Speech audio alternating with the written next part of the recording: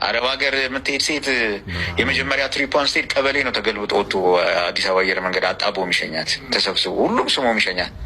ለእረፍት ስትመጣም እንደዛው ያን ያህል ሰው ይቀበላታል። ታማ ስትመጣ ይቀበላት ሰው የለም። ልተኛበት ያለኝ ወንድም አለ። እኔ ታማ መታ ሌሊት 7-8 ሰዓት ኤርፖርት ሄድ ነበረ ረጅም ጊዜ አስክሬን ለመቀበል የታሙ ሴቶች ለመቀበል። እዚህ ከመጣው ነው የምልህ አይፈልጉም።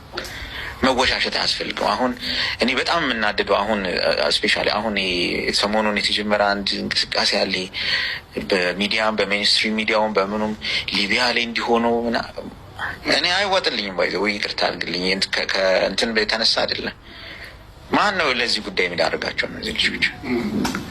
አንዲት ሴት ታማ ሽባዋና ከፎቅ ተወርውራ ማን ነው ከዚህ ጀርባ ያለ? ቤተሰብ 15 ዓመት ሰርታ መጣ 7,000 ብር ያገኘች ሴት እኮ አለች ባንክ አካውንት ውስጥ ቤተሰብ አጥፍቶ።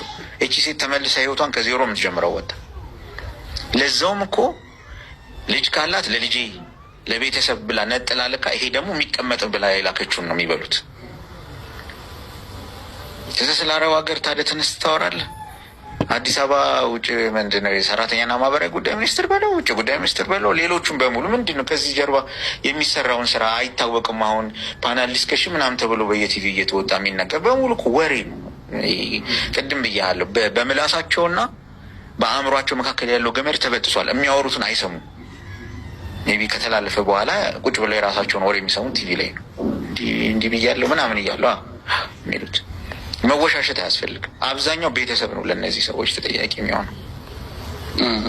አብዛኛው ቤተሰብ ድም ቤተሰብ በዋነኛነት ያልኩ እዚህ ኦማን የሞተች ሴት አስክሬኗን ለማምጣት ውጭ ጉዳይ ብቻ ሄዳችሁ ልጃችን ነች ብላችሁ ፈርሙ ስንባ አስክሬን ምን ይሰራል ያሉ ወላጆች አሉ። እዛው ቅበሯት ያሉ